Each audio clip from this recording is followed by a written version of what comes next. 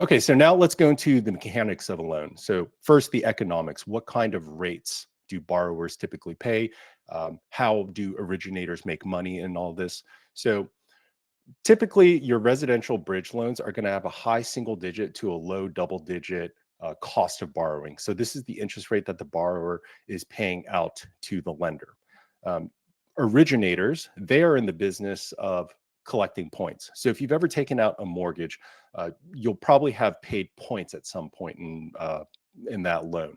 So let's say that you borrow $100,000 and the lender is charging you 2 points. So that 2 points is $2,000 or 2%. And that's money that the originator keeps to service their operations and keep their business going. The ongoing interest payments that are due are going to be paid out to whoever the creditor is. That is, whoever extended the actual money that the borrower is using.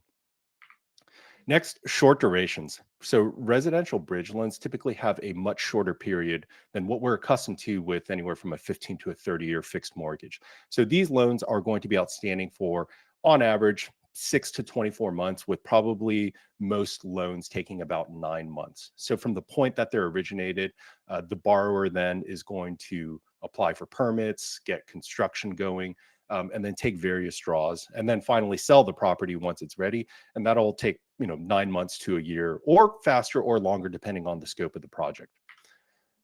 Next, it's secured by real estate collateral. So this is what I was referring to earlier when you have a mortgage or a deed of trust. This is the security instrument that says, okay, there is a promise to repay the $100,000 that the borrower borrowed from the creditor. And to secure that promise to repay, we're going to put a mortgage or deed of trust against the property. That will be the security that in the event that the borrower is not able to perform, is not able to repay back, then the lender or the creditor has the right to foreclose on the property. So that is what secures the loan.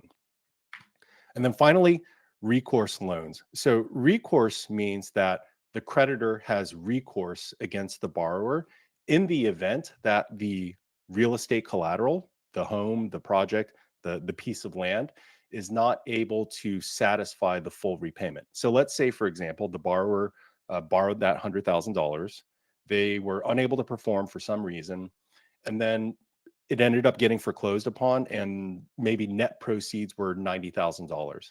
So that's not enough to satisfy the full $100,000 that was loaned out to the borrower, but the creditor has recourse against that borrower. So if the security is not enough, then the borrower, you can get a judgment against the borrower to pay you back the full amount with interest, with fees, all included, not just the principal amount.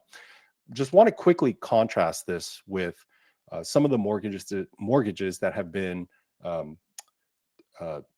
originated with properties on arrived rental homes or vacation rentals. These are non-recourse. So if you've ever been to our other webinars, we've talked about how our loan program is non-recourse.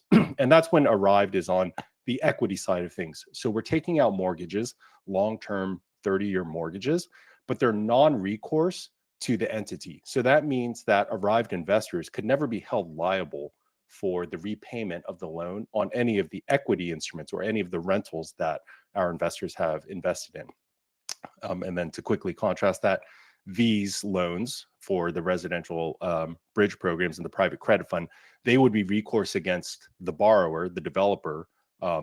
So it's a plus to the arrived private credit fund investors in that there's always a borrower who's backing that promise to repay.